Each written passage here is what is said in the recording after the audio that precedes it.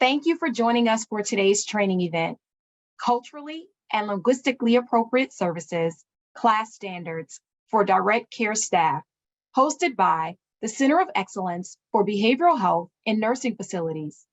I am Nikki Harris, Training and Education Lead for the Center of Excellence, and it is my pleasure to oversee the delivery of mental health and substance use disorder training and education to nursing facilities nationally at no cost to the nursing facility.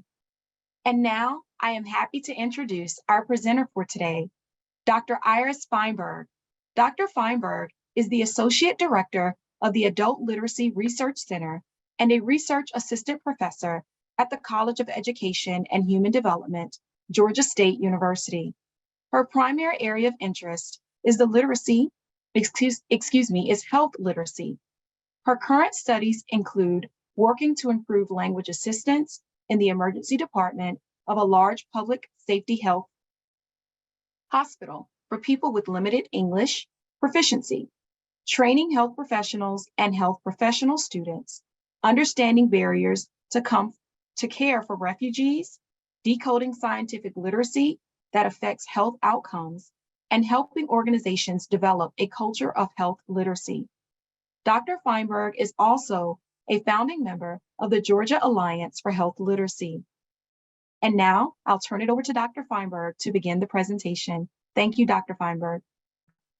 Thank you, Nikki, and thank you everyone for having me here today.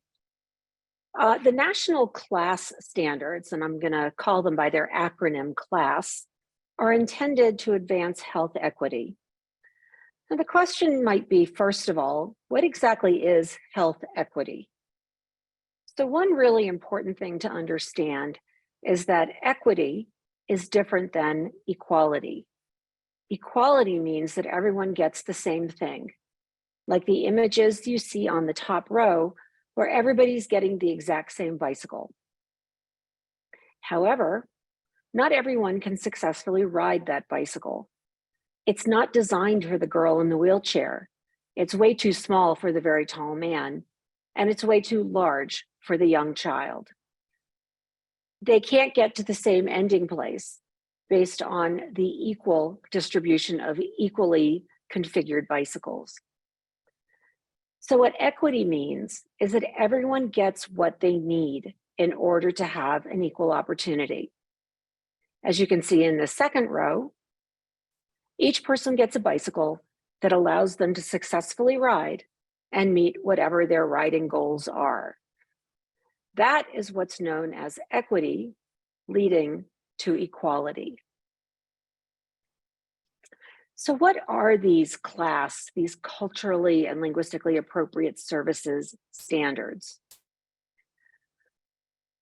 The national CLAS standards are intended to advance health equity, improve quality, and help eliminate healthcare disparities by establishing a blueprint for health and healthcare organizations to improve equitable access to healthcare. They were developed by the Office of Minority Health in the Department of Health and Human Services. Research has demonstrated that minority and non-native English speakers are more likely than their white English-speaking counterparts to be readmitted within 30 days of discharge for chronic conditions. Now, while not all readmissions are avoidable, a part of unplanned readmissions may be prevented by addressing some of the barriers patients face prior to, during, and after admission and discharge. Some of these barriers are based on misunderstandings that are based on cultural differences or language differences.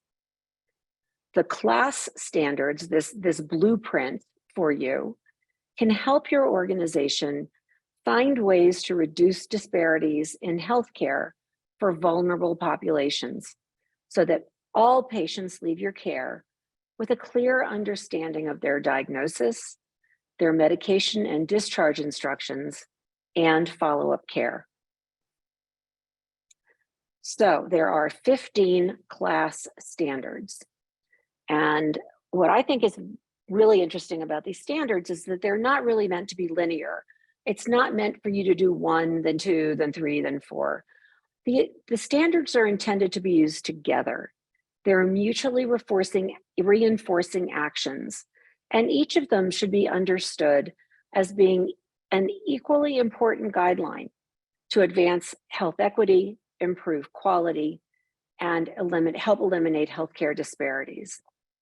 So for instance, if one of the blueprint standards is related to creating new materials that will reach all of your languages that you serve in your populations, that should be seen as being equally as important as making sure that your signage is correct and is easy to read and understandable.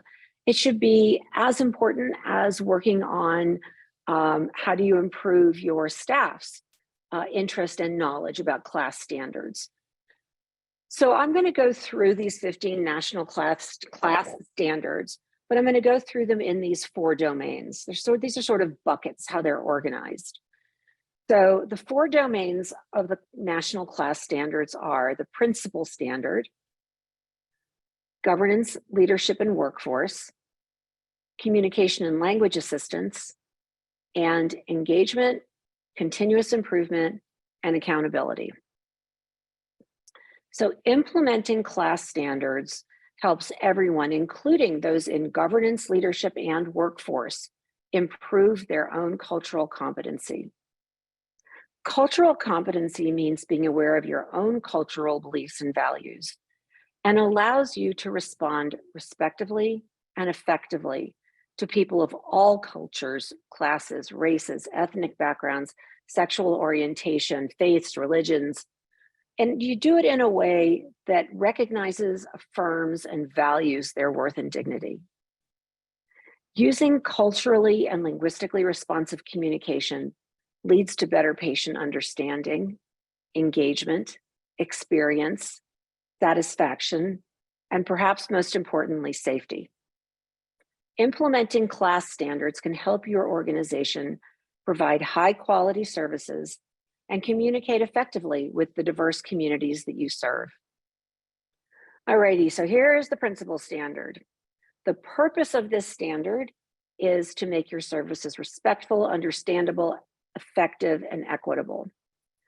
All the work that you do to implement any of the other CLAS standards should always meet this principal goal, which makes your services respectful, understandable, effective, and equitable. So what does that mean? Well, this translates for you to think about considering the values, preferences, and express needs of your patients.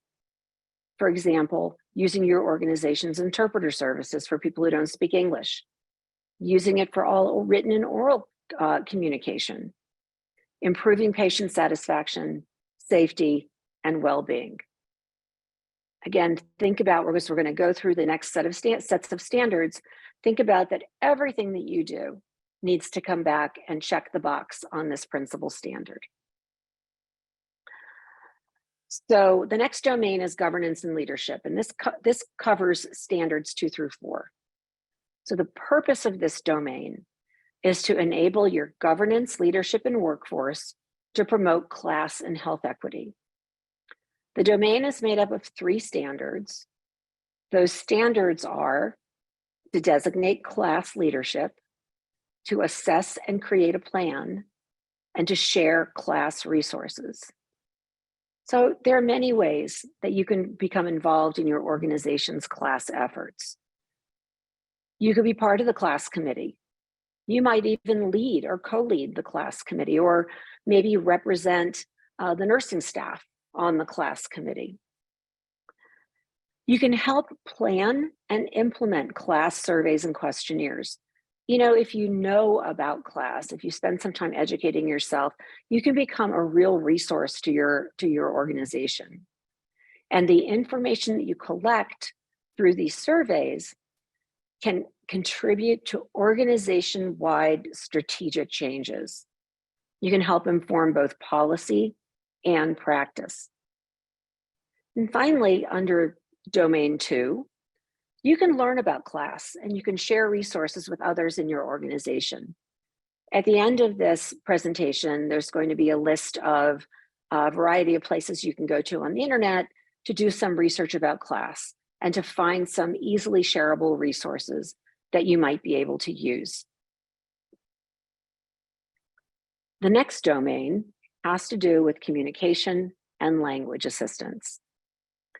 This domain covers standards 5 through 8, and its purpose is to make sure that patients with limited English proficiency or other communication needs, like being deaf or having vision problems, that they have communication and language assistance services available to them at no cost, and that they know that these services are available to them.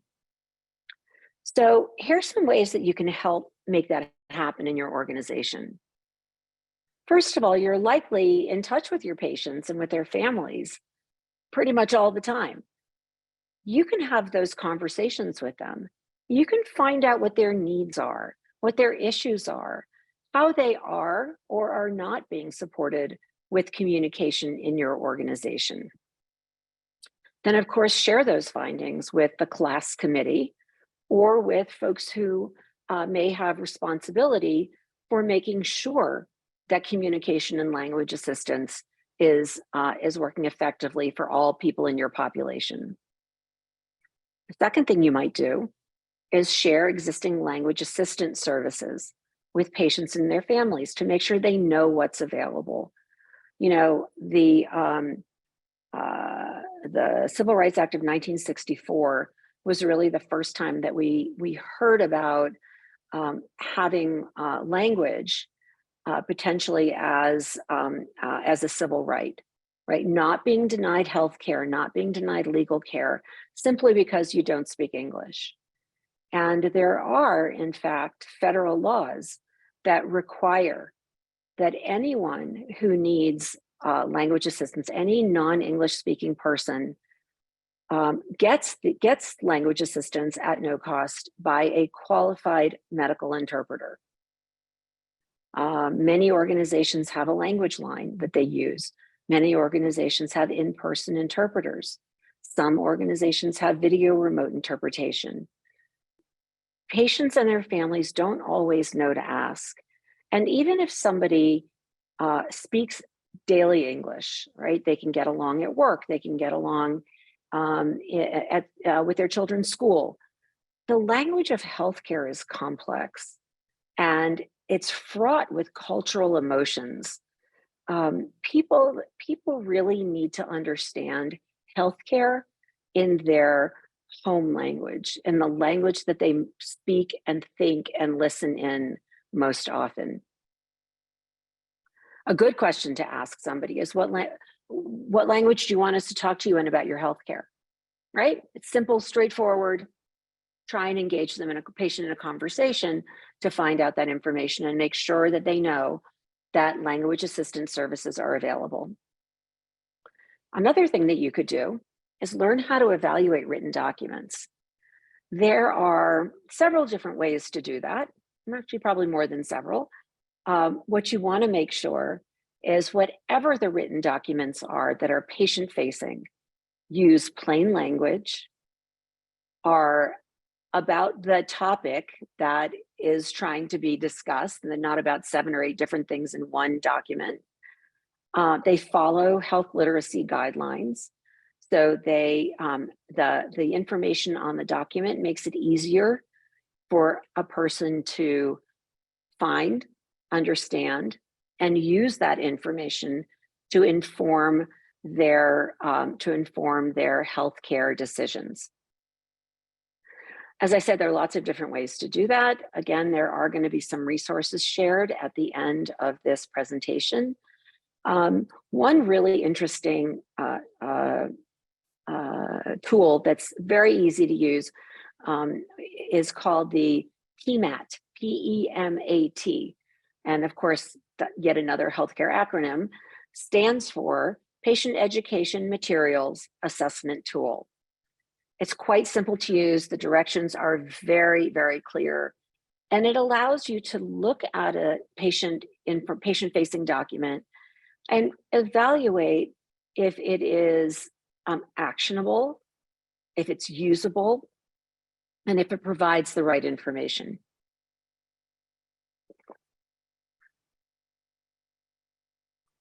The fourth domain has to do with engagement, continuous improvement, and accountability. So this domain covers a whole bunch of standards, standards 9 through 15. The purpose of this domain is to create an ongoing environment and a commitment to organizational class improvement. So before I share some ways to do that, I just wanted to digress for a minute and talk about how we look at CLAS as organizational and how that's part of health literacy. So health literacy is actually a two-sided construct. On one side, you have the individual. You have the person who needs to understand information, who needs to be able to find it, and who needs to be able to use it in a way that, that makes sense and that they can help inform their healthcare choices. On the other side, you have the organization. So this new-ish thing called organizational health literacy. It is up to those of us who provide health information, whether we're an insurance company, a hospital system, a direct healthcare provider, a pharmacist. It is up to us to make sure that all of the information that we share with patients is findable, understandable, and usable. That is organizational health literacy. And the CLAS standards are part of that, part of organizational health literacy, part of that definition. So how do you do this, right, as a direct staff person? Well, you could help develop CLAS staff performance evaluation measures. So for example, if your experience with patients and families shows that although your organization thinks they have this great big sign up that says, you know, if you need interpreter services, please ask, it might not be reaching patients and families. The organization, those who are in charge of the CLAS movement, they're not going to know that because they're not in direct contact with the patients and their families. You are. And you have a great opportunity to provide that information to those who are in charge of the program. Now, how does that translate into a staff performance evaluation measure, right?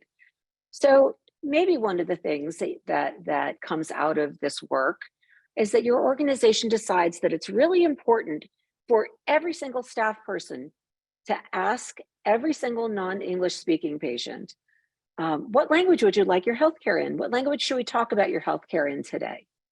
And make sure that you provide that service. Maybe part of the staff performance evaluations is, did you ask that question 80% of the time? And that could be used to evaluate not just how CLAS is implemented organizationally, but also how CLAS is implemented on an individual staff level.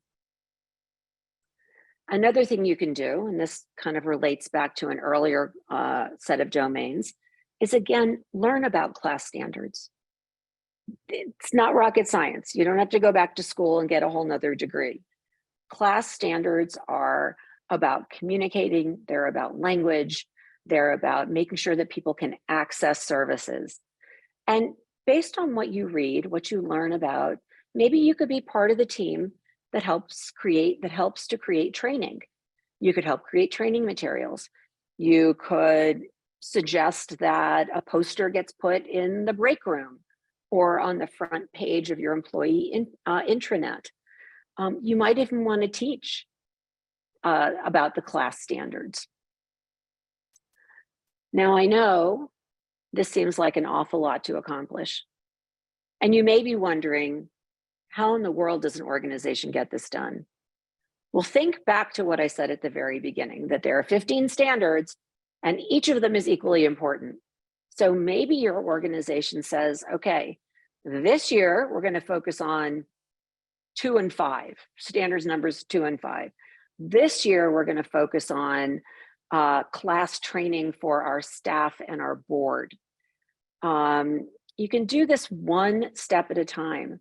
This is not, I mean, this is not a sprint. This is definitely a marathon. This work takes time and it takes commitment. So what I also wanted to give you were some implementation resources that you could easily access and use, and they're all available on the internet. I think a good place to start is with a report that was written by the Center for Medicare and Medicaid Services called Building an Organizational Response to Health Disparities, 5 Pioneers from the Field. It's a great case study report that tells you actually how different kinds of organizations implemented different pieces of CLAS, how it worked, what didn't work, what made sense. Did they feel like they were missing something, like they should have done standard 2 before they did standard 7? So I think it's a very interesting and valuable resource that kind of helps you get your feet wet, gives you a sense of what's possible, and gives you a sense of what's been done.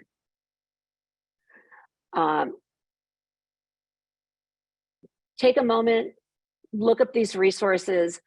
Think Cultural Health by the Office of Minority Health is a great website that has a background information as well as implementation resources. So things you can actually pull off and use to assess your organization's CLAS standards. So I'd like to take some questions now.